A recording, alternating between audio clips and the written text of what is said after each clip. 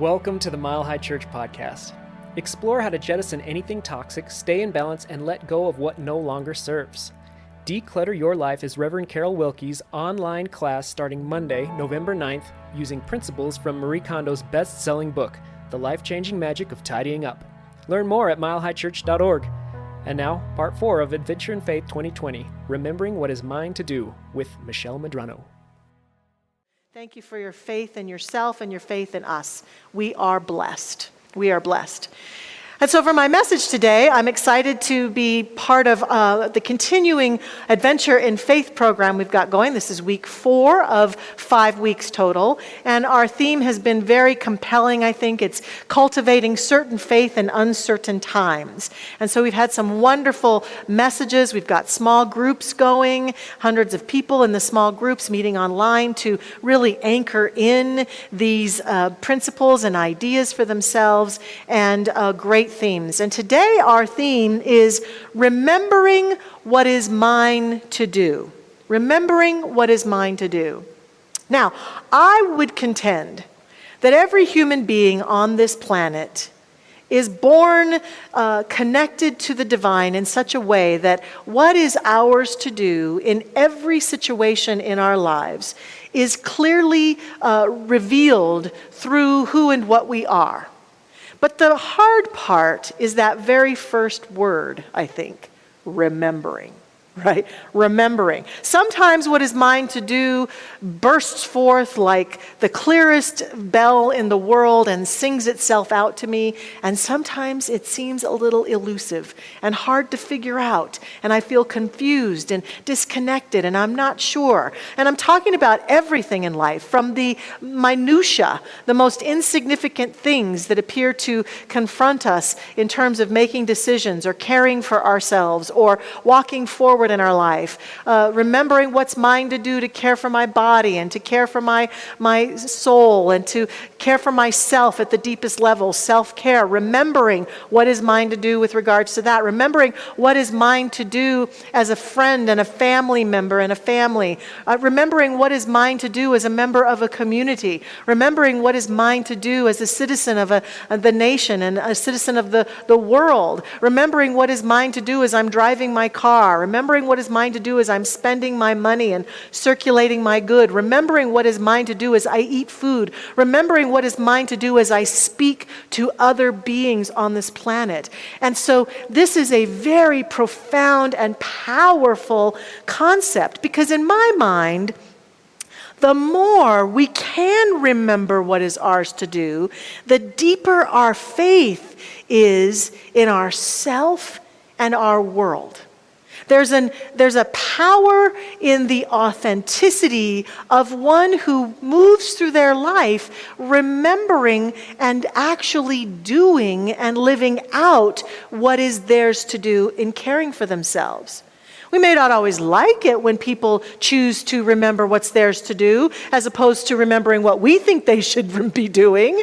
And that is the problem, isn't it? There's so much noise in the world, so much noise that wants to impart to us and tell us and guide us into what is ours to do. And people have a really strong idea. The people who are closest to us and think they know best for us and love us and want to give us advice and input about what they think we should be doing with our lives, as well as preachers and teachers and grandparents and uncles and aunties and the media and the government and the moral fiber of the world, all sorts of input. We get lots of input, and that's part of the noise.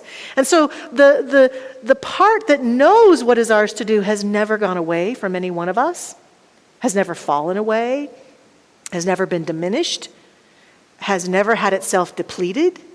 But the noise of the world and the habitual mindsets of thinking that I should pay more attention to what they think I should do, or that person thinks I should do, or my group thinks I should do, versus that continual training and going back over and over and over again in my life to my own inner authority, that is the dissonance that we face. And I think that dissonance keeps us sometimes trying hard to figure it out and feeling as though we can't quite figure it out. But it is a huge gift to remember what is mine to do. Neil Donald Walsh, the wonderful author, says, every decision you make is not a decision about what to do. It's a decision about who you are. A decision about who you are. So maybe the real title could be not so much remembering what is mine to do, but remembering what is mine to be. And recognizing that every decision, from the smallest decision I make to what I ingest in my body, to what I do with my time, to how I move about in the world, to how I care for myself, to how I act as a citizen of the world, that all of it reveals to myself, from myself, and to the world that I move around in, who I'm choosing to be. Who I'm choosing to be. And that it all is powerful and profound, and that we are always guided. We always have that guidance within us.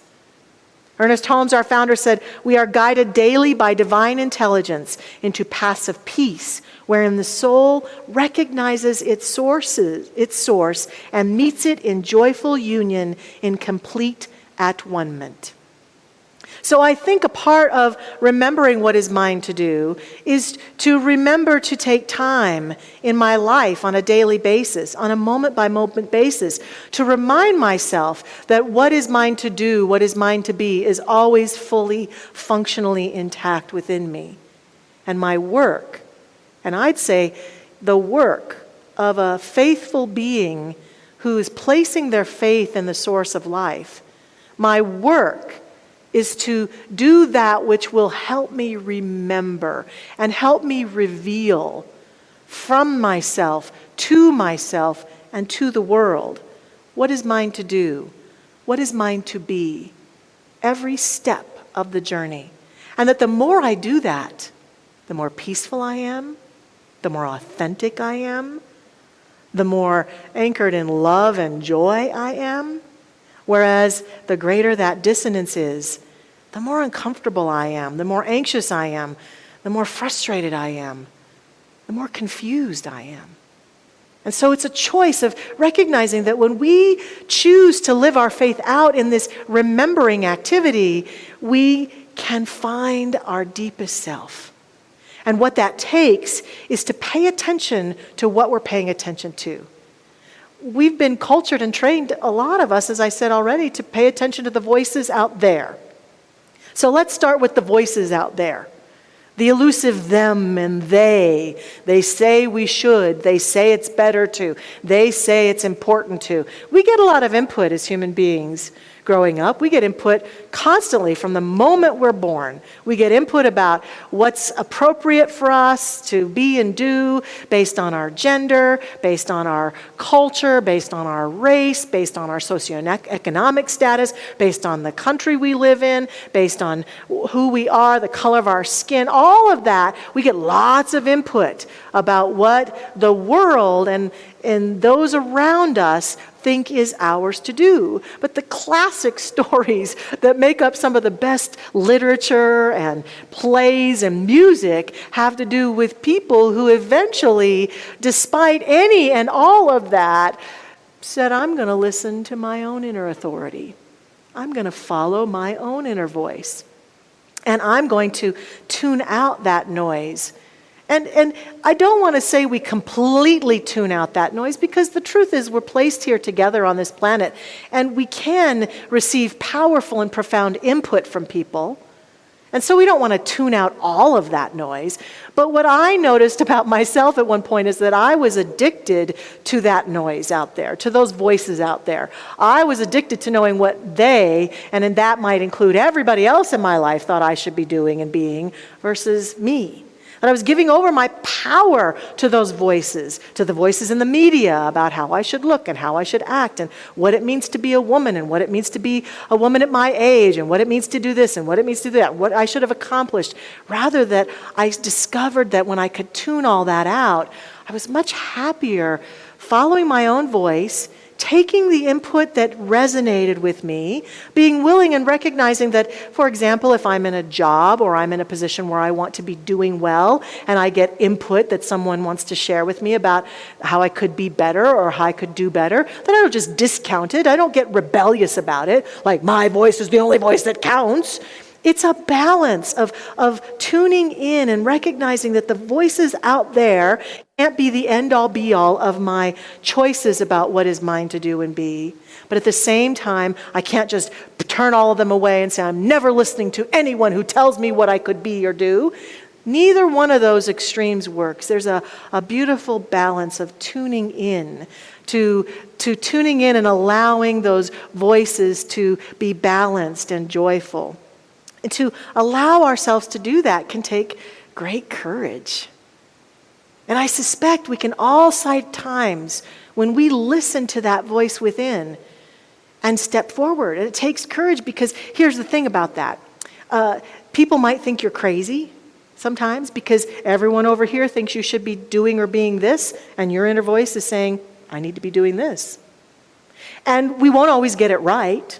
Sometimes, despite listening to that inner voice fervently and stepping forward, I still stumble into challenge or frustration. I won't always get it exactly right. And it can be uncomfortable, but it's worth it. It's true fulfillment, true faith building, true standing in what I would call my true north. As I look back over my life, I can count numerous examples where I listened to that inner voice. The inner voice that beckoned me into ministry. I resisted it for a while. Honestly, I just thought that was the dumbest idea I'd ever heard in my life. Ministers were boring. Blech, who'd want to do that? And eventually, look where I'm standing right now. So I eventually listened clearly, but I was in resistance. So that story is a huge one in my life. I also, in looking back, remember a time in my former community at New Vision Center in Scottsdale, Arizona. It was in 2008. There was a lot of strife in our country. The housing market was tanking. Our economic status in the world was tanking. People were scared and stressed and frustrated. And donations in churches started to go down quite powerfully. They did in our church in Arizona. And we were renting a space in Scottsdale that was a pretty high priced rental space. And so our board decided to look around, and we decided that it would be better for us to purchase a building that we'd found that would mean that our mortgage would be about half of what our rent was. And one of the places that I know that I've struggled in my lifetime as a minister, I did till a few years ago, I'd say, is that I'm a career minister. So that means that I got that calling when I was 18, and I haven't really had much of any other career but this. And so that's good news and bad news in many ways. People around me, especially when I was a young minister, would say that one of my weaknesses was that I wasn't a very good business person.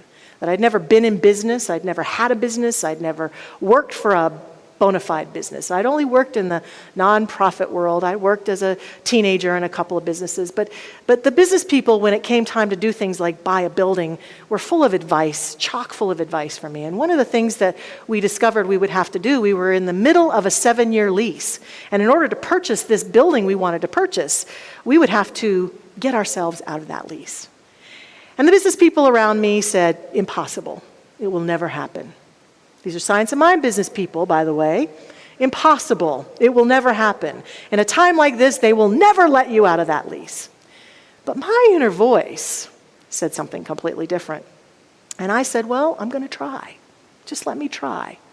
And so for a while, I called the landlord. My guidance told me to call the landlord every few weeks. And I would just call him up and just talk to him, and I would connect with him, and he and I would share our lives with each other. And at the end of the call, I'd say, so, how would you feel about letting us out of our lease? And for a few months, he said, I don't think so. And I'd call him up the next time and say, hi, and we'd talk, and I'd say, so how would you feel about letting us out of our lease? And he'd say, well, I think I'd have to talk to my family about that. I said, great, talk to your family about that. And then I'd call him up and I'd say, how would you feel about letting us out of the lease? Well, the business people thought this was just the dumbest idea they'd ever heard.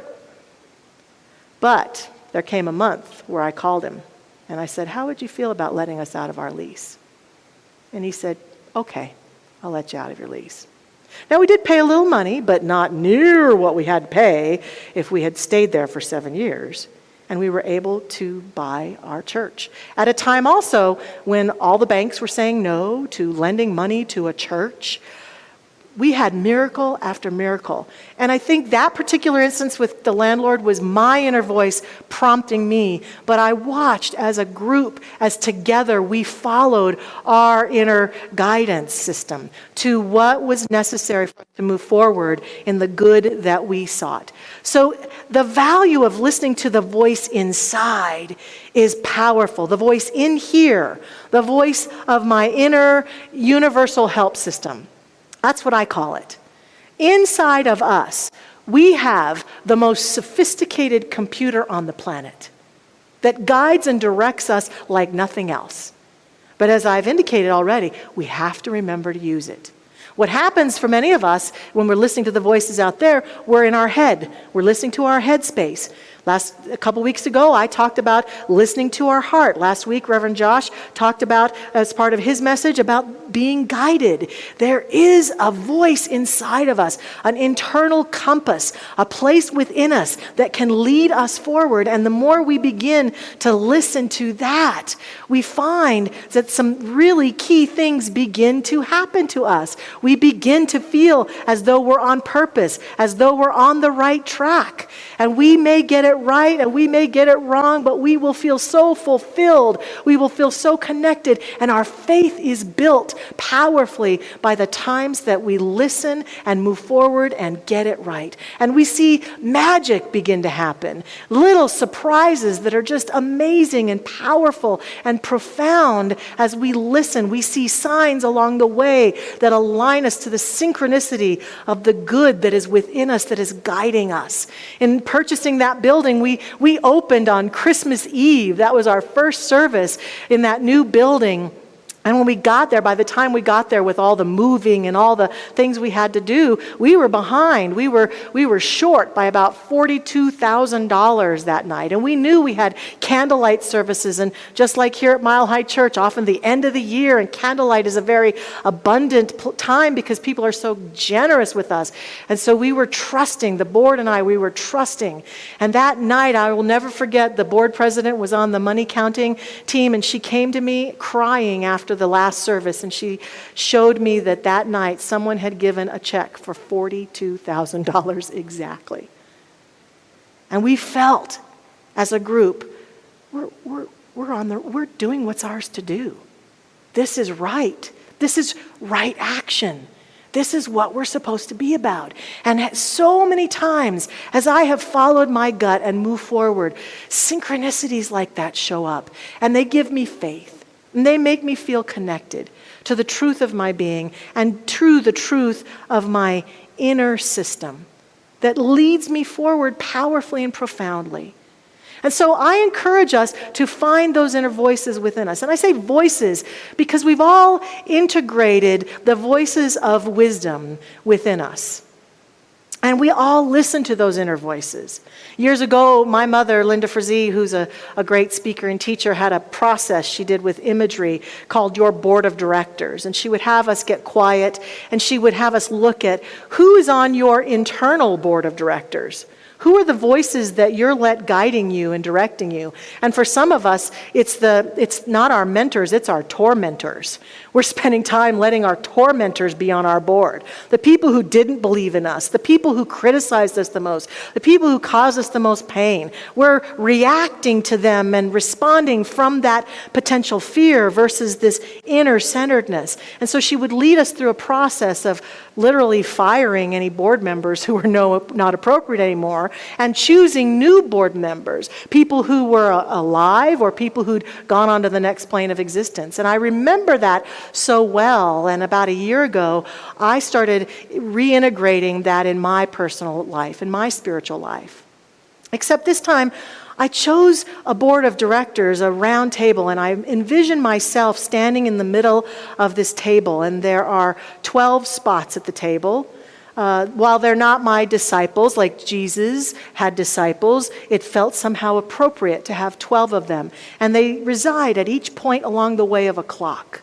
And so I have them there as people that I admire and whose voices I respect, whose voice I want to emulate, people whose energy I want to be like. Some of them are still here on the planet, like our wonderful Dr. Roger Teal. Some of them are long gone, like Jesus, Yeshua ben Joseph, the great spiritual leader who sits at 11 o'clock in honor of his mastery, the number 11 on my wheel. And when I come here to speak, before I speak, I sit in a space and I imagine the energy of all 12 of them around me and influencing me and energizing me, and that my voice and their voice are merged, and that I walk through my life acting, speaking, living, choosing to be in alignment with the greatest of the great, in my opinion. And if I have a problem or a challenge or I don't know how to deal with something, I will allow myself to go within and feel the energy of one of them or two of them and ask, what would they do? What would this voice say to me? How would this voice guide me to take care of myself or to act or to step forward in my life in the most profound ways? That's just one technique that I offer us today to consider, because this gives me a sense of being anchored always in my vision, in the voice of vision that lives within me, the voice of vision that guides me forward. The wonderful teacher, Joe Dispenza, we got to see him on a video recently in a class I was teaching, and Joe said, the best way to predict my future is to create it. The best way to predict my future is to create it. So I see that process with the 12 as how I create my future. And I ask myself other important questions.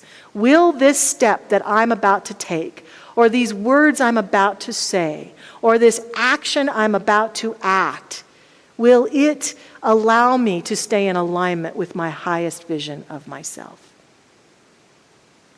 From the minutia to the biggest things, what is mine to do here? Which can also bring clarity about what is not mine to do, which is just as important. What is not mine to do sometimes shows up so clearly in asking these questions. What would love do here? How do I stand in my highest vision and act and speak more from here, as often as possible in every way? I don't know if you've heard or not, but here in the United States, there's this thing going on called a presidential election these days. In addition to electing a new president in the U.S., which I know some of our viewers are not living here in the U.S., but you can probably feel the kind of the grief and the stress that's showing up in this election for us. Every city, county has other things to consider on their ballot. And of course, as you can imagine, many of us have already voted, but we would ask every one of us, every citizen of the U.S., to ask these important questions as we go to vote. Remember, what is mine to do here? And many of us have voted already and moved forward, but I would say that, it's really important for us to vote prayerfully and use our inner guidance system to guide us in our voting. The American politician and physician Walter H. Judd said, "People often say that in a democracy, decisions are made by a majority of the people. Of course, that is not true. Decisions are made by a majority of those who make themselves heard and who vote." A very different thing. And so we invite and encourage our members and friends and those watching who live in the U.S. to vote and to pray for our country and to pray for those who are voting. And if you don't live in the U.S., to pray for us. And in our wonderful Adventure in Faith materials, one of our members, Sylvia Castile, wrote some really great things we called the voter checklist, conscious voter checklist. And I'd like to present us to that this morning as we begin to close out this part of the service. She says, "I will affirm the highest good no matter which candidates are selected for office, and will commit to claiming peace, restoration, and oneness beyond any appearance or outcome." I love that one. My inner voice has been telling me to remember to affirm that no matter who the president is, our country can continue to thrive. We can continue to thrive. And so I'm standing in that affirmation. The next one is, I will approach and not avoid central issues facing my community and country. I will seek to discuss them in supportive spaces where I'm willing to hear and trust that I am being heard, even when in disagreement. I will hold myself accountable to being a role model for good in my home, online, and having to do with controversy in every area, knowing that greater good is always unfolding. We are placing our faith in the process, trusting the process that we are in. And lastly, I will stand for equality for all people, regardless of race, religion, gender, sexual orientation, or political affiliation. That is our teaching. We stand with all, for all, as all, because we know that God is the all that is, and we are that which it is. We vote. We step forward in every area of our life, choosing to remember what is ours to do.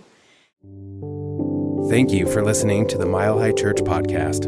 This podcast is made possible by the generous contributions from listeners like you. If you'd like to make a donation, please visit us at milehighchurch.org. Have a fabulous day.